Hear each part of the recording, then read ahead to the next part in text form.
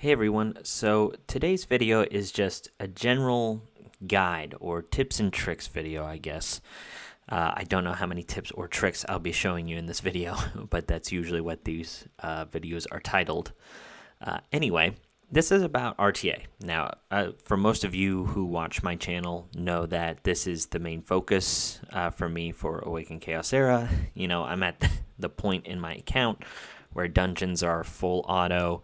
You know, a lot of the PvE stuff is just not a whole lot of interest to me. But the arena modes are still somewhat of a interest, but real-time arena is definitely one of the things that I really love. And I've seen a couple people ask me some questions on Discord or in the comments about, you know, who they should use and stuff like that. Now, it's a viable question. I know a lot of people want to start playing RTA because in their rewards, you know, each week, if you get 20 wins, you get the ever so coveted legendary book pages, right? So 15 of these each week, along with possibilities of getting it in your guild boss and things like that. You can get quote-unquote free legendary books. So it's definitely something that I think you should try and do weekly, you know, get 20 wins just to get those books. On top of that, at the end of each season, and I want to make this video now, it's probably a little late, but better late than never. The season is coming to an end, and you actually can get some really cool skins. This is the only place that you can get certain skins, and this season's is Mathasia, and it looks pretty cool. I'm hoping to see it here in one of the next upcoming patches. We've seen some pictures of it here and there, but I do want to see what it looks like in-game. But that's another reason to play this game mode is for the, you know, aesthetics. Now, I would say most people, you know, would think it's pretty hard to get to Diamond, and it might be. You know, I know there's plenty of whales out there and stuff like that, and it can be a little frustrating playing against them. But Platinum, you do get at least one Mathasia skin. They have two different ones. One for the higher, you know, these limited, I guess, descriptions here, and then this normal one. Like if you look at Geralt was last season's, and he has like this Akuma skin, which is pretty cool. This was the limited one, and then this is the one that you got if you just reached Platinum with 1,000, which is still like super cool, right? And I don't know why this says limited and this doesn't, because they haven't released this skin anywhere else. Maybe they're planning on doing it in the future.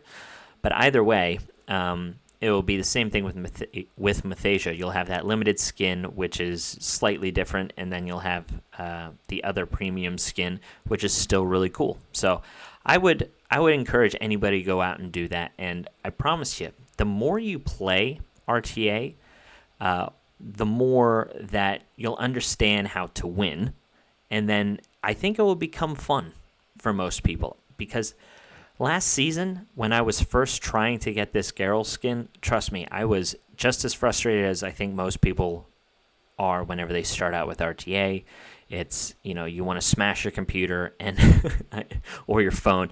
I still get to that point sometimes. You know, if you lose with an unlucky RNG proc on something or whatever, but it ends up being the funnest game mode in the game, and I think most people would feel that way as well if they played it a little more. But I do have some general notes. Okay, for anyone struggling with this, maybe these little notes help you, or maybe they don't. Well, I guess we'll see. So when I'm picking an RTA, and you can see the last team I used here, I think at a minimum, you want at least 2 DPS, which is 2 people that can deal damage. Now, this team that I have here, even though the two main DPS characters are Levi and Alicia, Jonathan still can do decent damage, and Hakren can also do decent damage on his S2, but you need 2 DPS at a minimum when you're picking, when you're drafting. Because if you're left with, if you only have 1 DPS and then they ban it, I mean, you're not going to win. So you need at least 2 DPS whenever you're drafting. So if you have 1 left over, you can try and use that character, to take you to a win. Another thing is you can definitely compete with red, green, and blue characters. I use maybe 1 or 2 light and dark characters, and the one I rarely use. The other I have been using more often now, which is Zoltan. And the other I rarely use is Light Nick. But there are plenty of people that use Light Nick, right? But most of my stronger heroes are actually red, green, and blue characters. And as long as you have good team composition and you're able to draft well, then having light and darks don't matter. Okay? If you have them, they're going to help, obviously. But it doesn't mean that you can't win. Okay? The other thing is speed is not the end-all, be-all. Okay? Speed can be important on select characters, but it is not this thing where you have to go first to win. There's been plenty of games where I've had my first character go after all 4 of my opponent's characters, and I've still won. It just depends, again, on how you're building your teams or how you're drafting. Along with that line is both cleave and tank strategies are viable. So there is a person here in Xenofex, right? This guy just runs tank comps, right? Now, he has damage dealers, but they're all tanks or slow damage dealers like Giranol or whatever, right? But he has made this work. He's in the top 10, and he's hit the immortal the immortal rank. So, like, he's a testament to tank teams being viable. I run a lot of tank teams. This person here, Butt Stuff, which is so funny to say on video, he runs, pretty tanky comps as well. So even Let, the top guy playing right now, runs some tanky comps here and there. So it's not all about speed. On the separate end, you can definitely run just like huge, beefy damage dealers and be extremely successful. People like D-Hop here. D-Hop runs a lot of really heavy hitters. And he's been successful. He's ranked 6 right now out of everyone in the world. So pretty cool stuff. So both tank and cleave compositions are viable. You just need to understand which way you want to pick your teams and build your heroes around those strategies. That's the most important thing. If you have a mix and match of both, you're probably going to be unsuccessful. And this goes without saying. It's just like anything in life. The more you do something, the better you get at it. The more you practice, the better you get. So the more games you play, even if your win percentage is garbage, like my win percentage, it's not that great. I play a lot, right? And I play some of the best players in the game, which is really cool. But at the same time, like my win rate isn't great, right? Like you don't need to achieve a 70% win rate to be high rank in RTA. I'm rank 5 and I have a 52% win rate. You know what I mean? So the more you play, the more you're going to understand, one, the meta, right?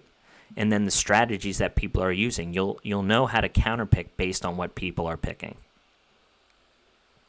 So this one, I think a lot of people will relate to.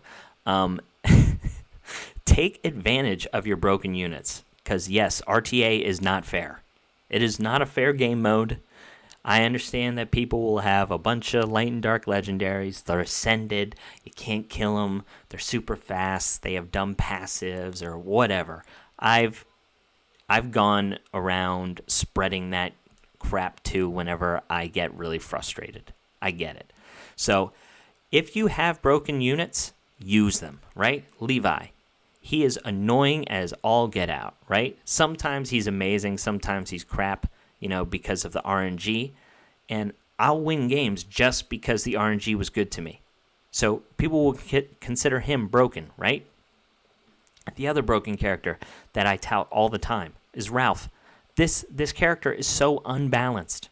He's unbalanced, but I use him. I need to, with all of the other light and dark legendaries running around, all the other good red and green blue characters, like Ashlyn. Ashlyn's amazing. Nero's amazing. Do not feel bad about using broken characters, okay? It's part of RTA. And another thing that I like to do is use RNG units, like Levi, like Corrupt Aurak. Corrupt Aurak is a light and dark unit that is usually running stun set, and he can completely win a game just at the very start of the battle. Use RNG characters. And I note here, this does not make you a bad person. I know it feels dirty using them, but it goes back to that RTA is not fair, okay? So those are just general tips for people playing this game mode, okay? I'm going to walk you through like some of my battle history here, okay? So I've had a lot of games with Han today, which is the number 2 player right now on all of RTA. So as you see here, right? All red, green, blue characters. And he's got some killer units here. He's got A2 Holy Armor Virgil. He's got Dark Nick. He's got Ashlyn, which is one of the best red, green, blue characters, as well as Halia. But I ended up picking fairly well. I also got some good RNG with Levi. So whenever you need to throw things back in your, kind of back in your favor, if you're outmatched with some light and darks or whatever, throw some RNG in there. It can make a world of difference, okay? The other thing is if you look at my strategy here, I have Hakron to give everybody a lot of bulk, as well as Jonathan to help deal with the AoE of all of his units. All of his units have AoE abilities, right? So anytime they do that, I get a big shield by Jonathan. So this is more of a tankier team. Alicia is quite easy to build with just attack and speed, which allows me to give her more HP and defense as well to make her tanky. Now, Levi isn't particularly tanky, but he dodges a lot. So this is more of a tank squad. The only fast character I have in this team is Alicia, but I knew full well that his Halia was going to be faster. So this is me not going first, right? This is me not speed mattering. Now here's a loss, right? So this is a cleave team for sure. He has some nice control in Galeno to make sure that none of my heroes can use like their best abilities. So it's a very good team composition, but he has a lot of damage with Light Nick and Shark Soul Andre. He also had a pretty good pick with Kasim, which could come in here and snipe the Crazed Urzag. So this was a good pick from him. And this is one of those things where I actually picked Halia hoping to go first, but his Galeno and Light Nick were faster. So I need to make some changes here. But the Halia pick for me probably wasn't the best pick. I'm trying to outspeed while the rest of my picks are kind of tank. So this probably cost me this game. I should have went tank over speed. Let's look at a couple more losses here. So here's another one. So I'm kind of all over the place here.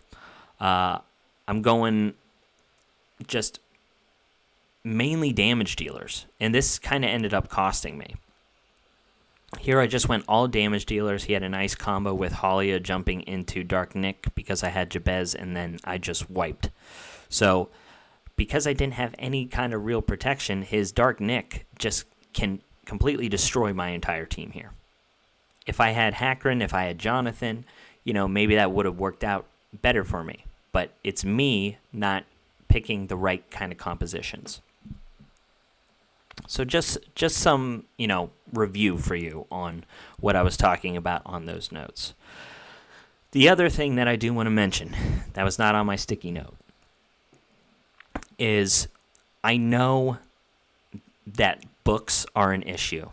They're always an issue for people, and I don't know why the developers, don't do something about it. It is frustrating. I think a lot of the community is frustrated about it.